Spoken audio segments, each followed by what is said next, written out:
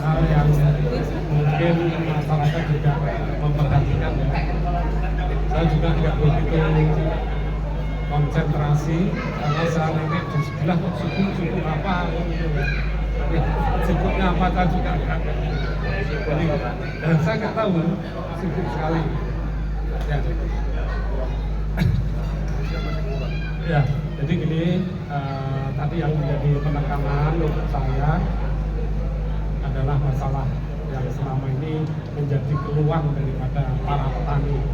Saya sudah selama 4 tahun ini sering jalan ke desa, baik itu acara pribadi atau kegiatan-kegiatan di desa, itu seluruhnya petani itu mengeluh mengenai pupuk, khususnya pupuk bersubsidi.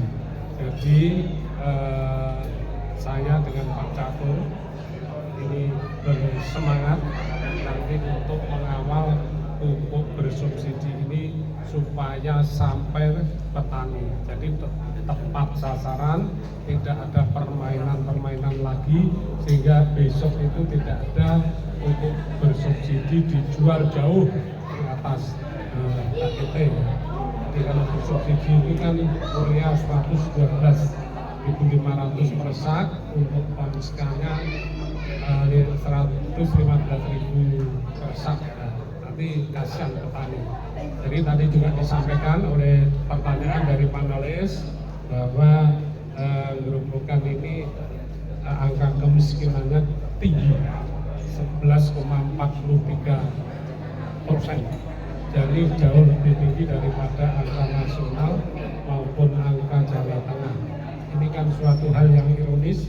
Gerobokan notabene adalah produksi pertaniannya baik padi, jagung, kedelai, khususnya padi ini adalah sangat luar biasa, tapi banyak petani-petani itu yang miskin.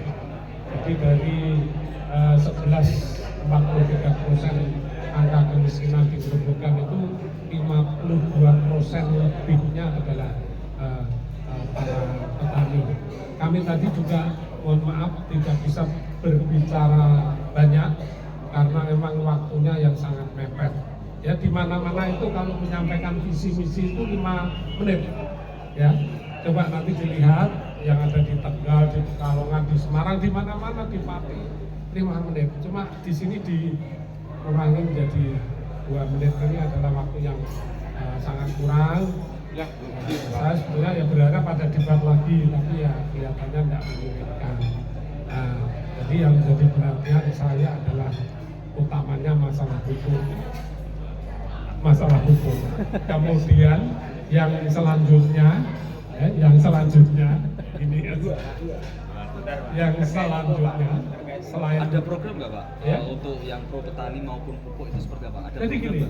sebetulnya pupuk itu yang meskipun tidak 100% ya yang ditetapkan oleh Kementerian Pertanian, ini yang jelas ada yang tidak benar.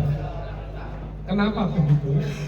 Seperti kita ketahui yang kemarin dibongkar juga oleh teman wartawan, ada masyarakat menumpuk pupuk bersubsidi, tidak tahu dari mana asalnya, yang dijual dengan harga yang mahal. Oleh karena itu besok kita harus mengoptimalkan pengawasan dari KP3. Sebetulnya KP3 itu penanggung jawabnya wakil bupati. Kalau tadi ditanyakan oleh Pak Sugeng, ya, tadi kan Pak Sugeng nyentil masalah itu. Kalau pupuk kan juga kewenangannya bupati dan wakil bupati. Ternyata selama 4 tahun saya menjabat, seharusnya sebagai penanggung jawab adalah wakil bupati, tapi tanggung jawab itu tidak pernah diberikan. Insya Allah kalau besok Bambang Catur jadi bupati, amin. Nanti Pak Catur harus mengawasi sebagai penanggung jawab KP3, harus mengawasi distribusi pupuk dari distributor sampai petani. Ini harus aman, harus benar-benar tidak ada penyimpangan. Jadi harus aman harus termasuk harganya harus aman. Kalau ada kenaikan sedikit-sedikit untuk operasional daripada kelompok tani itu wajar. Tapi kalau harganya sudah berlipat-lipat itu saya kira sudah tidak. Kemarin banyak penyimpangan. Iya, bisa dikatakan begitu, dan kenyataannya dari teman wartawan sendiri yang menemukan ada gudang pupuknya banyak sekali, tapi di sisi lain petani mengeluh mengenai pupuk. Apalagi ada keluhan yang lain karena ada gendongan, intil-intil, dasarnya intil-intil. Jadi gendongan itu petani yang nebus pupuk bersubsidi diwajibkan membeli pupuk yang katanya petani tidak begitu bermanfaat, tapi harganya cukup mahal. Nah ini untuk ke depan tidak ada lagi keharusan seperti itu. Bisa dipastikan nggak ada itu Pak? Insya Allah bisa dipastikan. Insya Allah bagi saya lebih dari pasti ya. Jadi kalau saya bilang insya Allah, kadang-kadang orang bilang jangan insya Allah dong. Insya Allah ini menurut saya di luar janji kalau menurut saya.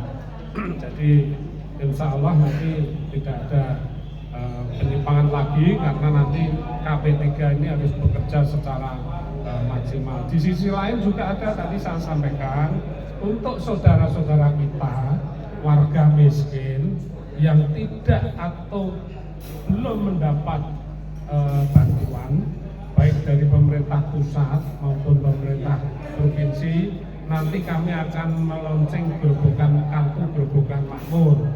Jadi nanti kita data orang-orang miskin yang tidak mendapat bantuan, yang belum mendapat bantuan itu nanti kita bantu 200.000 per bulan. Nah, kalau nanti di DTKS-nya dari pusat kok sudah ada yang kosong, ini bisa kita naikkan ke yang masukkan DTKS. Nah, ini diganti begitu, dan seterusnya. Juga yang terkait lagi yang saya prihatin, kemarin tanggal 8 bulan 8 Pak Sekda mengambil penghargaan yang namanya UHC Pratama, jadi Universal Health Coverage. Jadi orang-orang yang sudah tercover pada jaminan kesehatan di Kabupaten Grobogan. Angkanya lebih dari 90%. Namun demikian, banyak masyarakat yang mempunyai KIS, ketika dia sakit, dia ke rumah sakit, KIS-nya mati. Nah ini tidak boleh lagi. Besok pemerintahan Bambang Catur tidak boleh lagi ada KIS kok tiba-tiba non-aktif. Jadi semua yang ada KIS harus aktif, kecuali yang mandiri ya. Kalau mandiri itu kan membayar sendiri, itu urusannya orang yang punya. Kalau orang yang punya, orang yang mampu, tidak, ya jangan pakai KIS yang TBI. Nah, ini menjadi perhatian. Karena apa? Ini dampaknya sangat besar sekali, bisa berdampak stunting, AKI, AKB-nya tinggi, itu karena begitu. Ya, orang dia nggak punya KIS, dia mau berobat, mau ke rumah sakit, dia takut. Kadang-kadang begitu. Itu sebagai pemerintah kabupaten nanti tentunya akan ini menjaga masyarakat kita yang tidak mampu ini harus benar-benar terlindungi. Pak, untuk yang 200.000 itu nanti sumbernya dari mana? Oh ya, dari APBD dong. APBD ya? Iya, APBD bisa lah itu 200.000, dan nanti, dan itu nggak begitu banyak sekali ya, nggak banyak. Jadi orang-orang yang kelewatan mungkin 1.000 atau 2.000 nggak masalah, mampu lah. Buru-buru merealisasikan begitu ya. Jadi belum, kemarin pun tidak ada program seperti itu. Jadi kemarin itu kan programnya itu malah dari Pak Ganjar kayaknya, itu ada KKS tuh keluar apa kartu keluarga sejahtera, itu juga 200.000, tapi ternyata masih banyak warga kita yang tidak mendapatkan. Kalau kemarin memang belum ada program. Cukup ya? Iya Pak,